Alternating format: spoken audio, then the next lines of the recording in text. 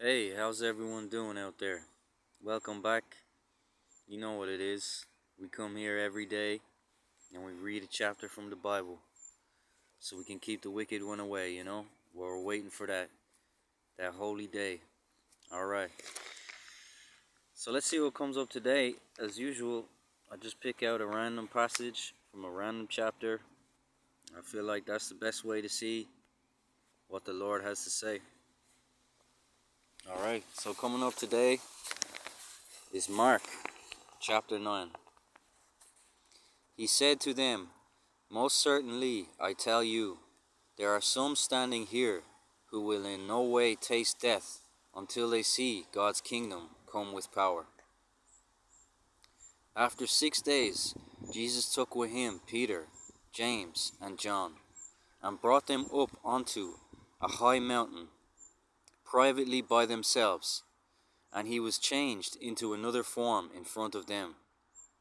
His clothing became glistening, exceedingly white like snow, such as no launder on earth can whiten them.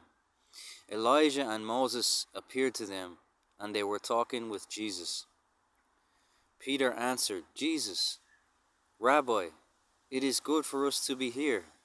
Let's make 3 tents, one for you, one for Moses, and one for Elijah." For he didn't know what to say, for they were very afraid. A cloud came, overshadowing them, and a voice came out of the cloud. "This is my beloved Son. Listen to him." Suddenly, looking around, they saw no one with them any more, except for Jesus only. As they were coming down from the mountain, he commanded them that they should tell no one what things they had seen, until after the Son of Man had risen from the dead. They kept this saying to themselves, questioning what the rising from the dead meant. They asked him, saying, "Why do the scribes say that Elijah must come first?" He said to them, "Elijah indeed comes first, and restores all things. How is it written about the Son of Man, that he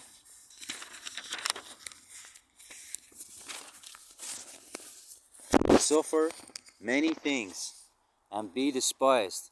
But I tell you that Elijah has come, and they have also done to him whatever they wanted to do, even as it is written about him.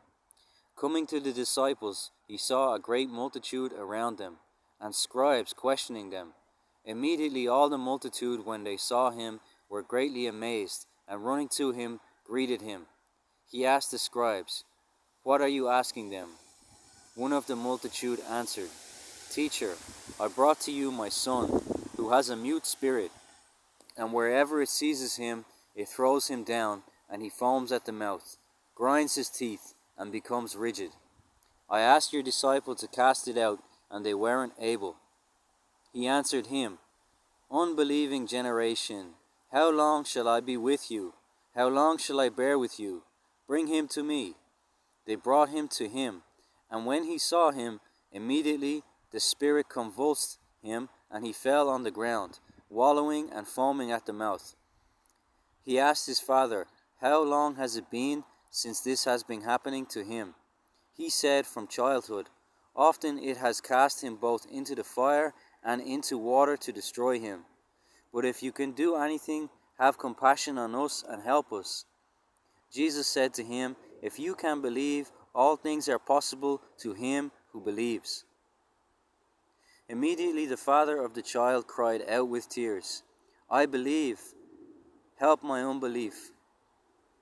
When Jesus saw that a multitude came running together, he rebuked the unclean spirit, saying to him, "You mute and deaf spirit, I command you, come out of him, and never enter him again." After crying out and convulsing him greatly, it came out of him. The boy became like one dead, so much that most of them said, "He is dead." But Jesus took him by the hand and raised him up, and he arose. When he had come into the house, his disciples asked him privately, "Why couldn't we cast it out?" He said to them, "This kind can come out by nothing but prayer and fasting." They went out from there and passed through Galilee. He didn't want anyone to know it, for he was teaching his disciples and said to them, "The Son of Man is being handed over to the hands of men, and they will kill him, and when he is killed, on the third day he will rise again." But they didn't understand the saying and were afraid to ask him.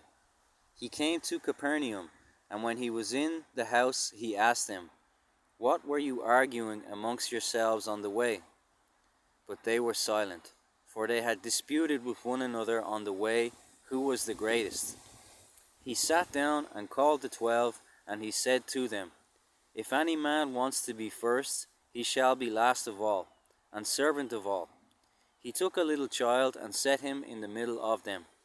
Taking him in his arms, he said to them, "Whoever receives one such little child in my name receives me, and whoever receives me doesn't receive me, but him who sent me." John said to him, "Teacher, we saw someone who doesn't follow us casting out demons in your name, and we forbade him, because he doesn't follow us." But Jesus said, "Don't forbid him, for there is no one who will do a mighty work in my name, and be able quickly to speak evil of me. For whoever is not against us is on our side. For whoever will give you a cup of water to drink in my name, because you are Christ's, most certainly, I tell you, he will in no way lose his reward. Whoever will cause one of these little ones who believe in me to stumble, it would be better for him if he were thrown into the sea with a millstone hung around his neck. If your hand causes you to stumble, cut it off. It is better for you to enter into life maimed, rather than having two hands to go into Gehenna, into the unquenchable fire, where their worm doesn't die, and the fire is not quenched. If your foot causes you to stumble, cut it off. It is better for you to enter into life lame, rather than having your 2 feet to be cast into Gehenna, into the fire that will never be quenched, where their worm doesn't die and the fire is not quenched. If your eye causes you to stumble, cast it out. It is better for you to enter into God's kingdom with one eye rather than having 2 eyes to be cast into the Gehenna of fire, where their worm doesn't die and the fire is not quenched. For everyone will be salted with fire, and every sacrifice will be seasoned with salt. Salt is good, but if the salt has lost its saltiness, with what will you season it? Have salt in yourselves, and be at peace with one another. Alright, kind of a long one today, very dense. There's a lot in that. There's a lot to digest. Mark chapter 9. Wow. Yeah, that's very profound. But we're going to take our time today to digest all that. Yesterday was a smaller, more easier digestible passage, and today we have a little bit more on our plate. But there's a lot in there, and it's very powerful stuff, so take your time with it. I hope this is helping everybody out there. I know it's hard to read the Bible the way it's written. The language is not like very